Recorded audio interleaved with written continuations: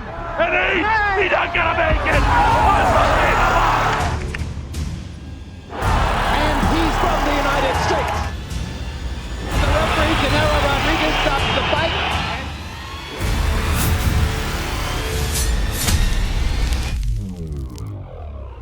In the world of boxing, there are two kinds of fighters. The dominant champions destined for greatness, and the opponents put in their way. But today we're telling a different story, in which this scenario has been completely changed.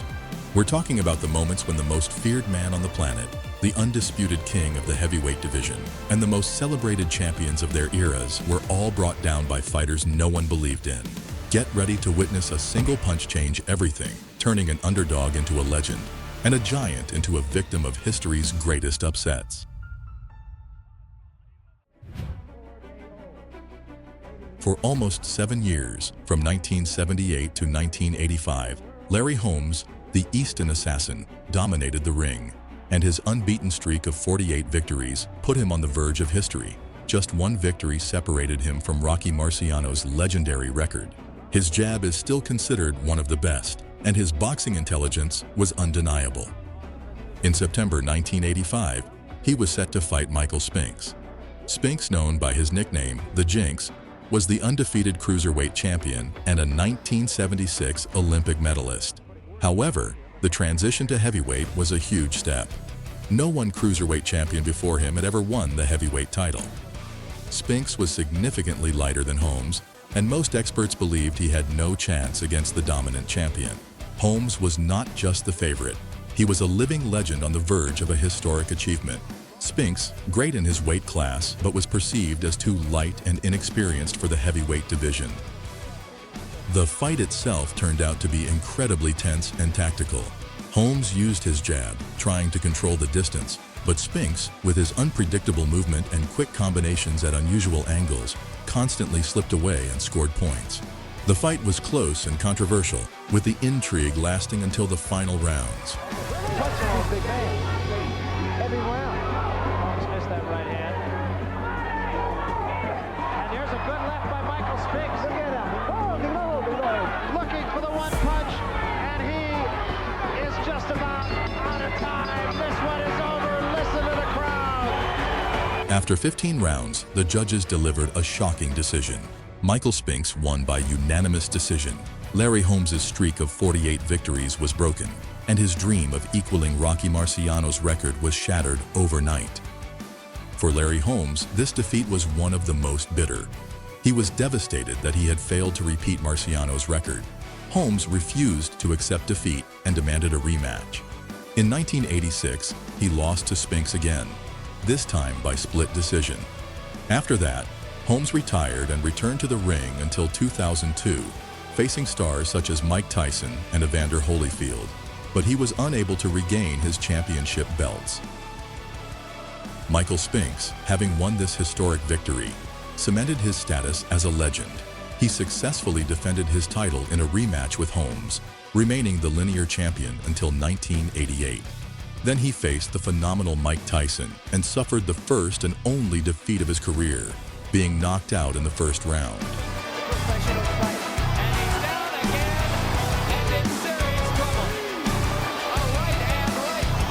After that, Spinks ended his career with an impressive record of 31 wins and only one loss. In early 1990, there was no name louder in the boxing world than Mike Tyson. He wasn't just a champion, he was the undisputed king, the baddest man on the planet.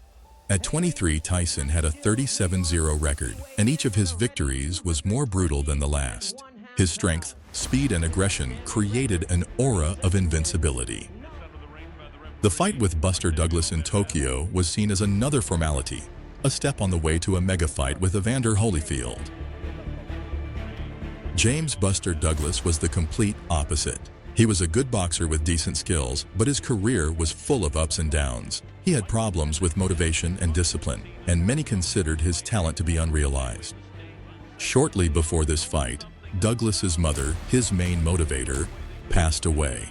The promise he made to her to defeat Mike Tyson and become world champion became his sole motivation. 1,000 people, there's about 30 to 35,000 here, but it's not. Tyson was favored at 42-1. His victory was considered so inevitable that some bookmakers did not even take bets on the fight. It was not just a clash between two fighters. It was a clash between an invincible legend and a man with nothing to lose. From the very beginning, the fight did not go according to plan. Tyson, who was rumored to be out of shape and underestimated his opponent, was slow and unable to find his rhythm. Douglas, on the other hand, entered the ring in the best shape of his life. Douglas has landed over 50 punches. Using his height and arm-length advantage, he kept Tyson at a distance, constantly working with jabs and delivering accurate, quick combinations. For the first time in a long time, Tyson was really getting punished. By the middle of the fight, his left eye was almost completely closed due to a hematoma. At the end of the 8th round, Tyson landed his signature uppercut precisely on the target, and it seemed like it was over. The referee's count was controversial. Many believe it was too long, but Douglas got up on the count of 9, and the referee continued the fight. Because it was already the end of the round, Mike was unable to finish off his opponent. It was this moment that showed the world that Douglas could not be broken. He returned in the 9th round with renewed energy. Down he comes to the uppercut. Tomorrow the boxer throws cut back. Look at this. Coming back. Did he buckle the legs of Mike? I don't know. He got him again. Buster fights back strongly, landing the big shot. Look at this. And in the 10th round, he accomplished the impossible. With a devastating right uppercut, Douglas landed a clean shot to the jaw, and then with a combination of punches, sent Tyson to the canvas.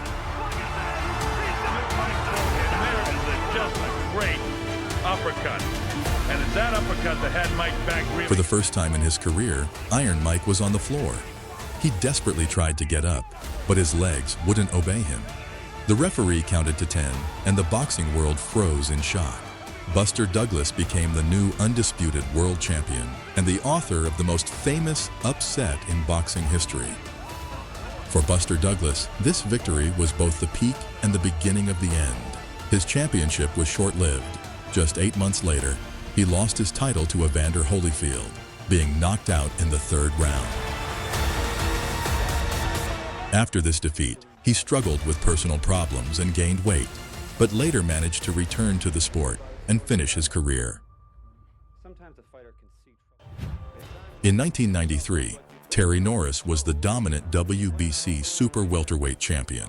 He was fast, powerful, and very aggressive, and was considered one of the best pound-for-pound boxers in the world. Norris confidently defended his title 10 times, defeating such famous fighters as Meldrick Taylor and Donald Corrie, and even retiring the legendary Sugar Ray Leonard. He was at the peak of his career.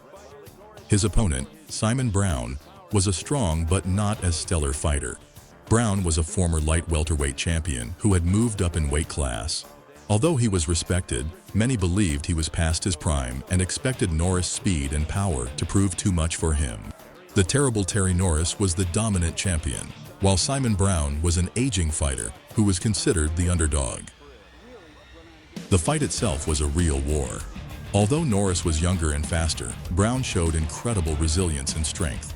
Both fighters exchanged powerful blows, and although Norris looked confident at first, it was clear that Brown's punches were shocking him. Left hook, but is he past his prime? He sure knows he's a great body puncher. And down goes Norris. Is a big knockdown. It's a 10-8 round for Simon Brown to start out. He shoved it quick, he's down, but it's one of those flash knockdowns where you're walking in, all of a sudden there's a fist in your face. That's the point that Jen we talked about. He can be hit, and there's a bell to save him. By the 4th round, Brown's face was battered, but he kept pushing forward. Looking to whip right hooks on the side of the head, and look at this. And he's effective. It's something that Norris wasn't expecting, and right now... At the end of the round, when it seemed that Norris was in control, Brown landed a powerful right cross. Terry Norris. Darren Kelly in 87, Joseph Walker a disqualification. Down he goes! Look at that right hand! Terry Norris is down, and this might be it. Can he get up? He cannot. It might be all over. 8. That's it. It's over.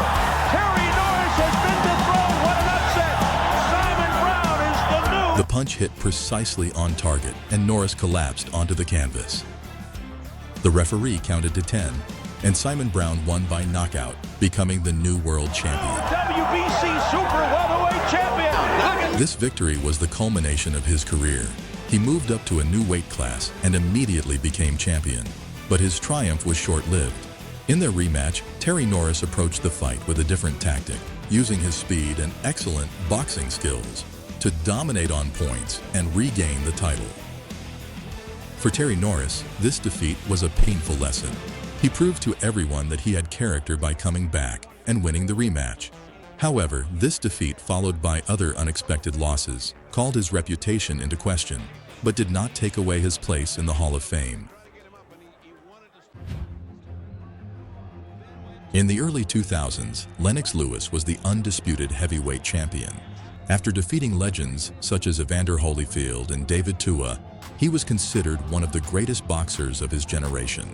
Confident in his strength and status, Lewis was at the peak of his fame and preparing for a new super fight with Mike Tyson.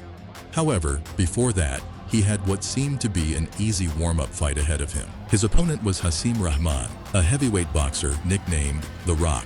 Rahman was a tough, strong fighter with a good punch, but he lacked star status. He was not the favorite, and many experts viewed this fight as a mere formality, expecting a quick and easy victory for Lewis. The odds on Rahman winning were sky high, and Lewis himself was rumored to be out of shape, distracted by filming a movie. The fight itself took place in South Africa, at an altitude for which Lewis seemed unprepared. From the first rounds, it was clear that Lewis was not at his best. He was slower than usual and did not use his famous jab as effectively. Rahman, on the other hand, was incredibly motivated and determined. He worked as the number one, pressured the champion, and delivered powerful, accurate punches. Contrary to all expectations, something incredible happened in the fifth round. With less than a minute to go in the round, Rahman threw a series of jabs. Lennox dodged the attack and a slight smile appeared on his face, which Rahman immediately wiped out with a powerful right cross. They became more insolent and more lackadaisical and careless. Rahman got inside and hit him a terrific straight right hand. Just a perfect shot. He had not thrown many right hands through the fight. Lewis tried to get up, but he couldn't. The referee stopped the fight, and the commentators and the entire boxing world were in shock. Hasim Rahman, the 20-1 underdog, became the new heavyweight world champion. For Rahman, it was the peak of his career. He became a superstar overnight. However, his championship was short-lived. Lewis immediately demanded a rematch, and 7 months later the fighters met again. This time, Lewis approached the fight with the utmost seriousness. He was in excellent shape and completely focused. In the second fight, Lewis didn't give Rahman a chance, knocking him out in the fourth round and regaining the championship title. Not the counterpunch. Will Rahman get up, or have the tables been turned? Is it reversed? 7, 8, 9. It's over. Lennox Lewis got right back. After this shocking defeat, Lennox Lewis proved that he remained a great champion. Not only did he regain his belt, but he also defeated Mike Tyson and Vitaly Klitschko in subsequent fights, ending his career at his peak.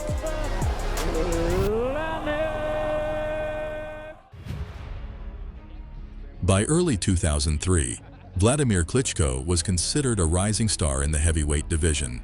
The 1996 Olympic champion, he moved confidently and dominantly through his professional career. At that moment, he had held the WBO title for 3 years and successfully defended it 5 times. For some time, Klitschko Jr. was unable to find an opponent for his next title defense, as his convincing early victories over top heavyweights intimidated his rivals, who refused to fight him. South African athlete Corrie was announced as the champion's opponent just a few weeks before the fight, and his portrait was not featured on the fight poster. At the time of the fight, Sanders was 37 years old and was not considered a serious opponent for Klitschko Jr. Representatives of HBO, believing that Klitschko would easily defeat Sanders, planned to organize fights between Vladimir Klitschko and Kirk Johnson in the summer and against David Tua in the fall. Sanders was considered the underdog in the fight against Vladimir. Various bookmakers offered odds of 12-40 on his victory. His main sporting achievement at the time was losing to former world champion Hasim Rahman in a fight for the WBU title. Before the fight, there were rumors that Vladimir was not giving his all in training. He had relaxed. His team was confident of an easy victory, and that was a fatal mistake. Almost immediately after the start of the fight, Corrie Sanders went all in and rushed to attack.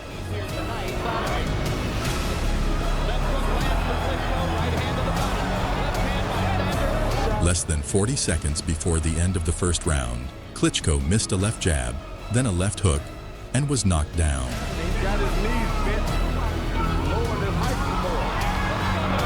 After the fight resumed, Sanders threw a left cross that shook Klitschko and continued his attack with a series of punches that caused Vladimir to fall for the second time. After Vladimir got up, there were 5 seconds leaving before the end of the round, but Sanders managed to land several more powerful blows during that time. Vladimir entered the second round looking very uncertain. Just 8 seconds after the start of the round, Sanders landed another left cross, sending Klitschko to the canvas for the third time. Less than 30 seconds into the round, Sanders landed another left cross, and Klitschko was knocked down for the fourth time, after which the referee stopped the fight. Another knockdown, the fourth time, and the referee Canelo Rodriguez stops the fight. It was only Vladimir Klitschko's second defeat as a professional, but it reverberated around the world.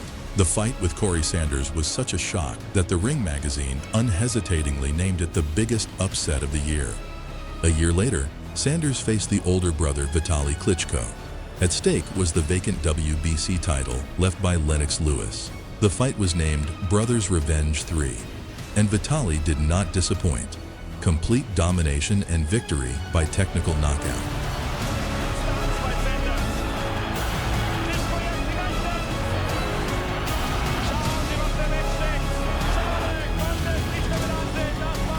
What do you think is the most unexpected defeat in this issue? Write in the comments. And don't forget to subscribe and put your thumbs up. See you in a new episode on the World of Fights channel.